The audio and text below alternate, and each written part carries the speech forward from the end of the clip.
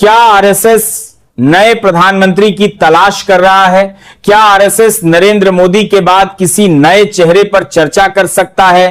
क्या संघ और बीजेपी के बीच भविष्य के नेतृत्व को लेकर कोई बातचीत हो सकती है? और सबसे बड़ा सवाल, क्या आरएसएस के पास प्रधानमंत्री बदलने का अधिकार है? इन सवालों को लेकर राजनीतिक गलियारों से लेकर सोशल मीडिया तक लगातार चर्चाएं होती रहती हैं, लेकिन इन चर्चाओं के बीच सबसे जरूरी बात यह है कि खबर और अटकल में फर्क किया जाए, क्योंकि अभी तक ऐसी कोई आधिकारिक पुष्टि सामने नहीं आई है कि आरएसएस ने नरेंद्र मोदी को हटाने के लिए किसी नए प्रधानमंत्री का नाम तय कर लिया है या नए प्रधानमंत्री की आधिकारिक तलाश शुरू कर दी है। सबसे पहले यह समझना जरूरी है कि आरएसएस यानी राष्ट्रीय स्वयंसेवक संघ और बीजेपी यानी भारतीय जनता पार्टी की भूमिकाएं अलग हैं। आरएसएस एक सामाजिक और वैचारिक संगठन है, जबकि बीजेपी एक राजनीतिक दल है। बीजेपी चुनाव लड़ती है, सरकार बनाती है। दोस्तों, अगर आप यहां तक वीडियो देख रहे हैं तो इसका मतलब है कि आप राजनीति को सिर्फ खबर नहीं, मुद्दा समझकर देख रहे हैं। अगर आपको लगता है कि ऐसी साफ और जमीनी बातें होनी चाहिए तो वीडियो को लाइक करें, इसको सब्सक्राइब करें। कमेंट में जरूर बताइए कि आप हमें कहां से देख रहे हैं, क्योंकि आपकी भागीदारी ही इस चर्चा को मजबूत बनाती है, संसद में बहुमत हासिल करती है और सरकार चलाती है। आरएसएस का बीजेपी के साथ लंबे समय से वैचारिक और संगठनात्मक संबंध जरूर रहा है, लेकिन प्रधानमंत्री की नियुक्ति आरएसएस के हाथ में नहीं होती। संवैधानिक व्यवस्था में प्रधानमंत्री की नियुक्ति राष्ट्रपति करते हैं और प्रधानमंत्री को लोकसभा में बहुमत का समर्थन बनाए रखना होता है। इसलिए अगर भविष्य में प्रधानमंत्री बदलने की कोई स्थिति आती है तो आरएसएस अकेले किसी व्यक्ति को प्रधानमंत्री नहीं बना सकता। अब सवाल यह है कि क्या आरएसएस किसी नए प्रधानमंत्री के नाम पर चर्चा कर सकता है? इसका सीधा जवाब यह है कि किसी संगठन के भीतर राजनीतिक और संगठनात्मक विषयों पर विचार विमर्श होना अलग बात है और किसी संवैधानिक पद पर नियुक्ति करना अलग बात है। आरएसएस बीजेपी के नेताओं के साथ बातचीत कर सकता है, अपनी राय रख सकता है, संगठन से जुड़े मुद्दों पर चर्चा कर सकता है और भविष्य की राजनीति को लेकर अपना दृष्टिकोण सामने रख सकता है। इसी वजह से अगर किसी खबर में यह कहा जाए कि आरएसएस ने नया प्रधानमंत्री खोज लिया है तो उस खबर को तुरंत सच मान लेना सही नहीं होगा। पहले यह देखना जरूरी होगा कि आरएसएस की तरफ से कोई आधिकारिक बयान आया है या नहीं, बीजेपी ने इसकी पुष्टि की है या नहीं, प्रधानमंत्री कार्यालय ने इस बारे में कुछ कहा है या नहीं, राष्ट्रपति भवन की तरफ से कोई संवैधानिक प्रक्रिया शुरू होने की जानकारी दी गई है या नहीं, और सबसे महत्वपूर्ण बात यह है कि लोकसभा में सरकार के पास बहुमत की स्थिति क्या है। नरेंद्र मोदी की बात करें तो नरेंद्र मोदी ने 9 जून 2024 को तीसरी बार भारत के प्रधानमंत्री के रूप में शपथ ली थी और प्रधानमंत्री की आधिकारिक वेबसाइट पर भी उनके तीसरी बार प्रधानमंत्री बनने की जानकारी दर्ज है। इसलिए केवल राजनीतिक चर्चाओं या सोशल मीडिया पर चल रहे दावों के आधार पर यह कहना कि नरेंद्र मोदी का प्रधानमंत्री पद समाप्त होने वाला है सही नहीं होगा। पिछले कुछ समय में नरेंद्र मोदी और आरएसएस प्रमुख मोहन भागवत को लेकर नेतृत्व से जुड़े सवाल जरूर चर्चा में रहे हैं। खास तौर पर 75 वर्ष की उम्र को लेकर काफी राजनीतिक बहस हुई थी, लेकिन 75 वर्ष की उम्र को प्रधानमंत्री पद छोड़ने का कोई संवैधानिक नियम नहीं है। इसीलिए किसी नेता के 75 वर्ष का होने को अपने आप प्रधानमंत्री पद छोड़ने से जोड़ना सही नहीं है। आरएसएस प्रमुख मोहन भागवत ने भी अलग अलग मौकों पर संगठन और राजनीति के संबंध में अपनी बात रखी है, लेकिन अगस्त 2026 में उनके सार्वजनिक बयानों का मुख्य विषय देश की स्वतंत्रता, लोकतंत्र, संविधान और सामाजिक एकता जैसे मुद्दे रहे हैं। 15 अगस्त 2026 को मोहन भागवत ने लोकतंत्र में अलग अलग विचारों के लिए जगह होने की बात कही और संविधान तथा सामाजिक ताने बाने को नुकसान नहीं पहुंचाने पर जोर दिया। इसीलिए इन बयानों को प्रधानमंत्री बदलने की घोषणा के रूप में पेश करना सही नहीं होगा। यहां एक और महत्वपूर्ण बात समझने की जरूरत है।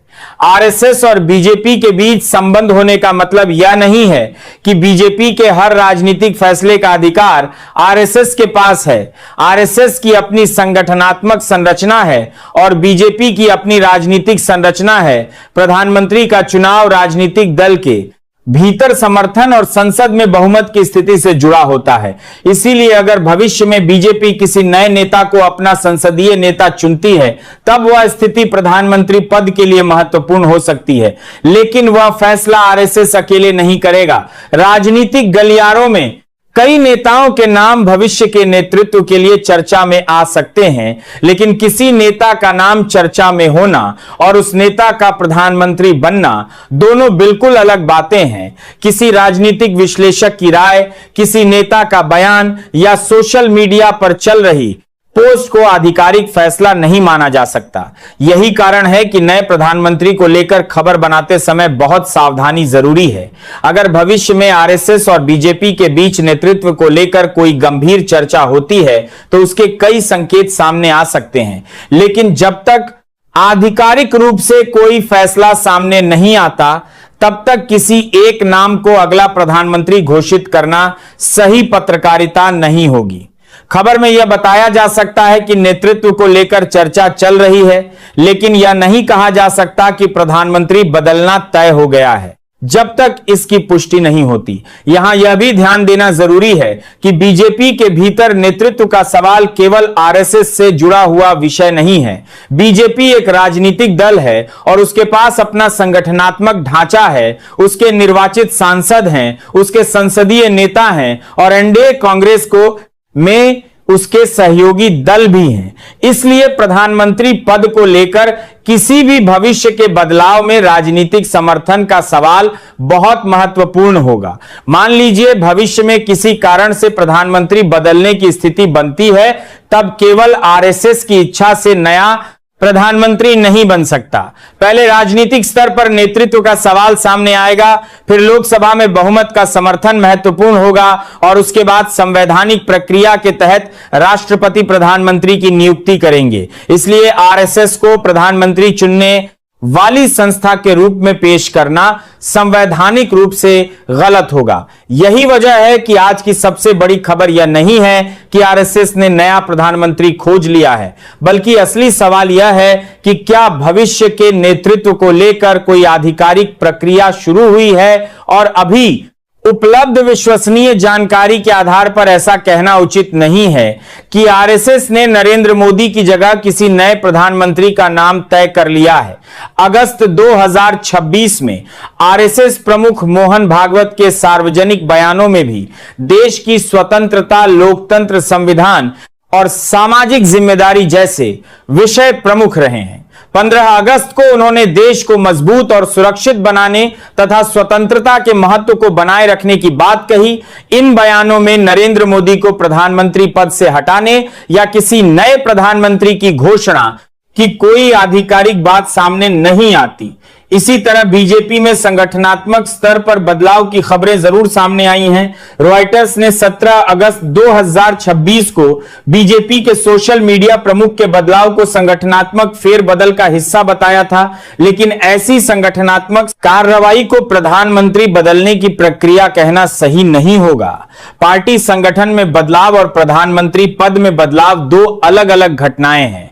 अब सवाल फिर वही है कि अगर आरएसएस किसी नए प्रधानमंत्री के नाम पर चर्चा करना चाहे तो क्या वह ऐसा कर सकता है। राजनीतिक दृष्टि से आरएसएस अपनी राय और सुझाव रख सकता है, लेकिन संवैधानिक निर्णय उसके हाथ में नहीं है। इसीलिए चर्चा करना और प्रधानमंत्री नियुक्त करना अलग अलग बातें हैं। यही बात जनता तक सही तरीके से पहुंचाना जरूरी है। अगर भविष्य में नरेंद्र मोदी के बाद किसी नए नेता का नाम सामने आता है तो उस समय सबसे पहले यह देखना होगा कि बीजेपी का आधिकारिक रुख क्या है, एनडीए के सहयोगी दल क्या कहते हैं, लोकसभा में समर्थन किसके पास है और राष्ट्रपति की तरफ से संवैधानिक रूप से क्या कदम उठाया जाता है। इन सभी चीजों के बिना केवल आरएसएस का नाम लेकर प्रधानमंत्री बदलने की खबर चलाना अधूरी जानकारी होगी। इस पूरे मामले में सबसे जरूरी बात यही है कि किसी भी वायरल दावे को खबर मानने से पहले उसके स्रोत को देखना चाहिए। अगर कोई पोस्ट कहती है कि आरएसएस ने नया प्रधानमंत्री चुन लिया है तो उसका आधिकारिक स्रोत क्या है। अगर कोई वीडियो कहता है कि नरेंद्र मोदी को हटाने की तैयारी हो चुकी है तो उस वीडियो में किस आधिकारिक बयान का हवाला दिया गया है। अगर किसी नेता का नाम अगला प्रधानमंत्री बताया जा रहा है तो क्या बीजेपी ने उसकी पुष्टि की है और क्या लोकसभा में उसके समर्थन की स्थिति स्पष्ट है। भारत जैसे लोकतांत्रिक देश में प्रधानमंत्री पद का फैसला किसी एक संगठन की इच्छा से नहीं होता। संविधान और संसदीय व्यवस्था इसकी प्रक्रिया तय करती है। इसीलिए आरएसएस का संविधान प्रभाव हो सकता है। आरएसएस की राजनीतिक राय महत्वपूर्ण हो सकती है। आरएसएस और बीजेपी के बीच संवाद हो सकता है, लेकिन प्रधानमंत्री नियुक्त करने का संवैधानिक अधिकार आरएसएस के पास नहीं है। इसलिए अभी सबसे जिम्मेदार निष्कर्ष यही है कि आरएसएस भविष्य के नेतृत्व को लेकर अपनी राय रख सकता है, लेकिन यह कहना कि आरएसएस ने नरेंद्र मोदी की जगह नया प्रधानमंत्री तय कर लिया है उपलब्ध आधिकारिक जानकारी के आधार पर सही नहीं है। अगर भविष्य में ऐसी कोई वास्तविक प्रक्रिया शुरू होती है तो उसकी पुष्टि आरएसएस, बीजेपी, सरकार या संवैधानिक संस्थाओं की आधिकारिक जानकारी से ही होगी। और यही वह अंतर है जिसे समझना आज सबसे ज्यादा जरूरी है, क्योंकि राजनीति में चर्चा बहुत तेजी से खबर बन जाती है। सोशल मीडिया पर एक दावा कुछ ही मिनटों में हजारों लोगों तक पहुंच जाता है, लेकिन किसी दावे के दावा वायरल होने से वह सच नहीं हो जाता। इसीलिए प्रधानमंत्री जैसे संवेदनशील संवैधानिक पद को लेकर खबर देते समय केवल पुष्टि की हुई जानकारी पर भरोसा करना जरूरी है। फिलहाल नरेंद्र मोदी भारत के प्रधानमंत्री हैं और आरएसएस की तरफ से नरेंद्र मोदी को हटाकर किसी नए प्रधानमंत्री की आधिकारिक घोषणा सामने नहीं आई है। इसलिए इस समय किसी भी नए नेता का नाम अगले प्रधानमंत्री के रूप में निश्चित बताना सही नहीं होगा। भविष्य में अगर राजनीतिक परिस्थितियां बदलती हैं तो उस समय आधिकारिक बयानों और संवैधानिक प्रक्रिया के आधार पर स्थिति स्पष्ट होगी और तब देश के सामने वास्तविक जानकारी रखी जा सकेगी। यही कारण है कि आरएसएस की किसी बैठक को प्रधानमंत्री बदलने की बैठक बताना सही नहीं होगा। आरएसएस और बीजेपी के बीच कई मुद्दों पर बातचीत हो सकती है, संगठन से जुड़े विषयों पर चर्चा हो सकती है, देश की राजनीति पर विचार विमर्श हो सकता है, लेकिन जब तक किसी बैठक के बाद आधिकारिक रूप से यह नहीं कहा जाता कि प्रधानमंत्री पद को लेकर कोई फैसला हुआ है, तब तक ऐसा दावा करना केवल अनुमान माना जाएगा।